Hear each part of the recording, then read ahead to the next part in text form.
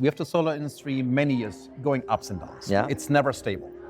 The trajectory and the growth was massive, but it also had its challenges. So what we believe in to ride through those storms, that we need other revenue profit streams as well. Yeah. So what we have done as a company very successfully with the establishment of Recurrent Energy, with a very strong project development arm with their activities.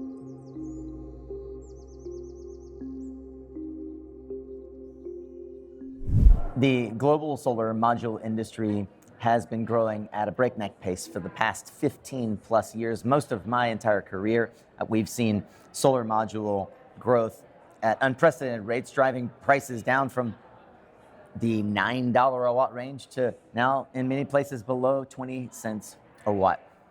What's driving that technological evolution? Have we finally seen solar modules get to commodity level? To answer that question and more, I've got Thomas Koerner, the Corporate Global Vice President of Sales for Canadian Solar. We're live at the Suncast Media Zone here at the UNC Clean Tech Summit, 10th anniversary, in fact. Media Zone is brought to you by FTC, Imperial Star, and Powen. Thomas, thanks for joining us for a chat here at the Media Zone. Thank you, Nico. It was way too long and great to speak. It has been way too long. We have known each other for far too long to have not had a chance to actually have you on a Suncast episode. We'll have to, I'm sure we'll bring you back for more, because in this 15 minutes, there's no way we'll cover all that, the depth of material that I know you can bring to us. I want to start with what we're seeing in the industry writ large, especially in solar modules. And in many ways, we've seen that solar modules are a telltale sign of what's coming for the rest of the sector. And you mentioned that there's a lot of consolidation. I'm sure that folks were anticipating or thinking that there's consolidation, but could you be more specific about how and why are we seeing consolidation now at this time in the industry? So over the past years, the solar industry has made significant changes. In the very beginning, the entry hurdle into the solar industry, into module manufacturing, was pretty low. You are setting up a module assembly factory, which was not too expensive. You had a pretty standard technology, let's say with monocrystalline cells, polycrystalline cells. So it was an easy step in. Then the second biggest phase was when a lot of capital came to the industry. People saw this industry growing significantly. Manufacturers were able to raise capital, get investments in. And I believe we're now in the third phase of the industry where technology innovation is getting key. And it's getting simply more complicated. I'm not advocating for any technology at this point. Both HID and TOPCon are mind-blowing in its efficiency ranges. Indeed. But just in order to get this right and to produce it right at the competitive cost level, not many manufacturers can do that anymore. Well, a lot of manufacturers have made the bet. We just made a post actually about the history of N-type versus P-type. Fun fact is that P-type won over N-type primarily because solar was too expensive for terrestrial. Correct. It went into space, and in fact, P-type performs best in an oxygen-less environment. Spot on. So for 50 years, we produced this lesser efficient technology because of the sort of the space race. The terrestrial solar industry Correct. Adopted P-type. We've seen a number of players build out many gigawatts of capacity for P-type. How is the industry faring as we shift to this global sort of, I'll say, transition to both, as you mentioned, HIT and N-type? Investors and developers are always super LCE sensitive. Yeah. Every little blip, every little reduction in LCD helps you to grow the market even further. Right. As you know the numbers better than I do, we're talking about a 450 to 600 gigawatt installation for 2024 alone. Amazing. Which is an unheard of massive number. Yeah. But what creates that? What enables that? It's lowest cost of LCE. Right. So when developers see a new technology enabling that, signing up new IPPs, PPAs with much lower pricing, or avoiding cost increases, they jump on that right away. Yeah. So we're seeing right now a massive and fast transition into the new technologies, mainly TOPCon. It feels and senses that HIT for the time being is falling a step behind. Right. But there are new opportunities when both TOPCon and or HID are combined with perovskite or dual layer junction at this point. So we have by far not even reached the end of the game at this point. Not even so it's close. Further going. Yeah. But as you mentioned it perfectly, you need to be technology really on top of things. Yeah. One of the things that I've noticed in particular with Canadian is this agility upstream. Where does the handoff happen.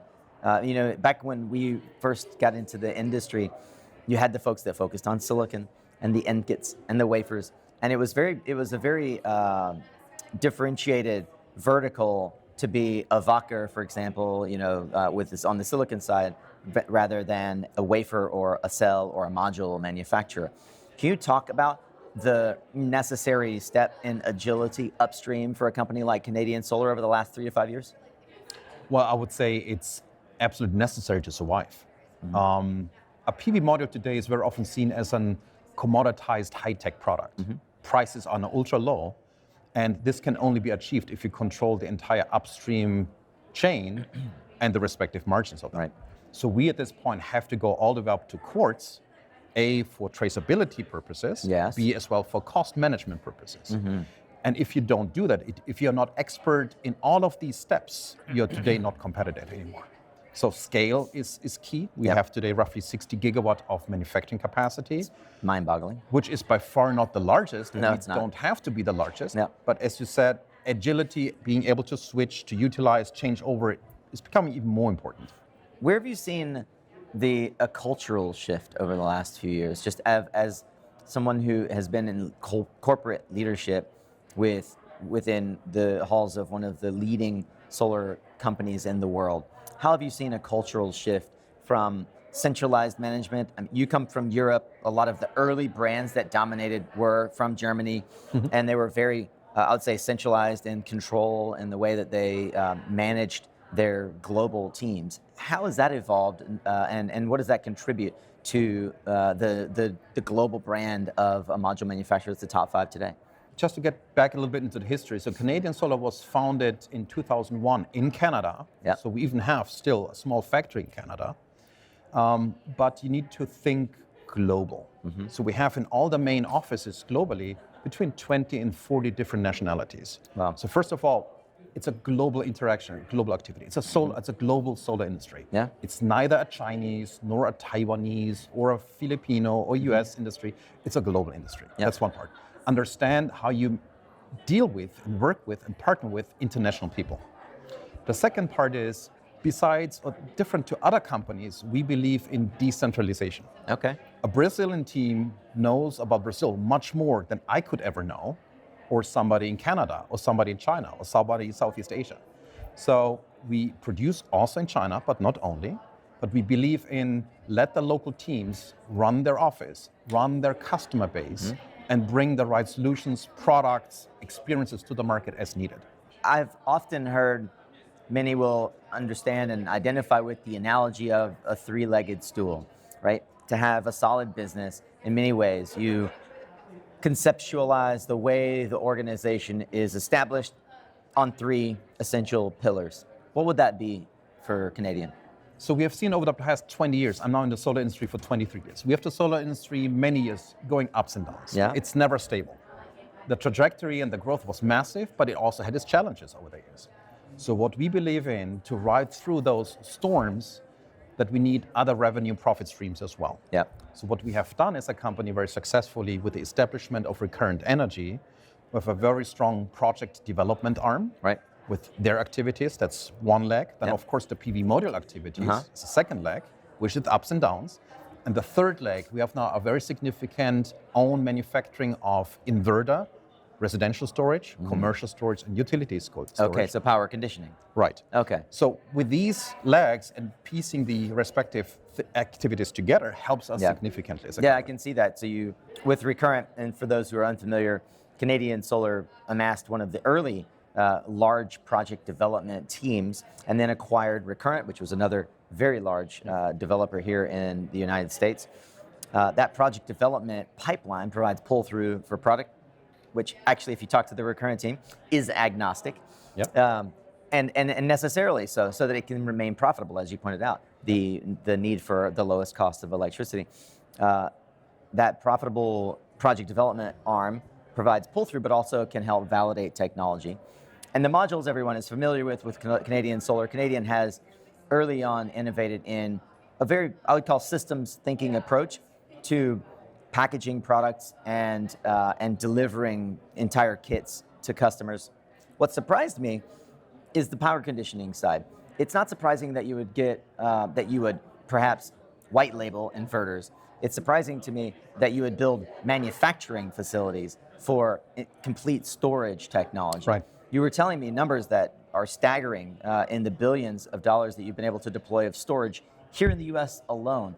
Why did Canadian decide to go upstream into manufacturing of storage rather than what many have done, which is just partner with fellow Chinese or Southeast Asian firms and bring that technology as a package, wrapping it with your balance sheet? Simple and complicated at the same time, twofold. On the one side, we believe that cost also for storage has to come significantly down. Yep. And as we just have experienced and seen it on the PV module side, you need to control your upstream supply chain, all the key inputs and parts to be able to get the cost down. Second key part is, of course, technology and quality of the components and parts. If you want to have the highest efficient, the highest reliable systems, you need to control key elements of that. So this simply led to our strategy that we're not just assembling parts or installing them into the field, but we're going upstream up to the PV cell or the storage, the battery cell itself. Again, it's a technology play, and I believe margins down the road will come down as well as systems have to become more cost competitive. To be clear, and so I want to make sure I understand. I heard you say up to the battery cell. Does that include manufacturing the battery cell for Canadian? We have started doing that as well, correct. Wow, fascinating. Is there guidance yet on the amount of storage that you expect to deploy in 24? Yes, we have just announced our 2024 public guidance, and we believe we can deploy this year alone between 6 and 8 gigawatt hour of storage, hopefully to exceed this number, of course. That is tremendous traction. In light of the fact that storage is the workhorse right now that is helping us reach the penetration of renewables that we all believe is possible, is it fair for us to finally say that the PV module itself has finally been commoditized? To a certain extent, I believe yes. If you look into the manufacturer, they don't like this word a lot. No? Because they're putting a lot of CapEx, new factories, new technologies, a lot of efforts in putting the technology further up out there. Yep. But from a product perspective, volume perspective, it has to be somewhat commoditized. That's why I said we call it a high-tech commodity. If you're going today to a Home Depot store and you're buying a piece of plywood, this is often more expensive than a PV panel today. That's right. So it's frightening, exciting at the same time. And everyone knows that plywood is by far a commodity. Yes, absolutely. Well, it's been very insightful to have a chance to sit down with you, Thomas. I hope that we get a chance to dig deeper. I'd love to get more of your backstory, invite you back on for a longer executive profile on Suncast at some point. Thank you for joining us here live at the Suncast Media Zone at the UNC Clean Tech Summit 10th anniversary.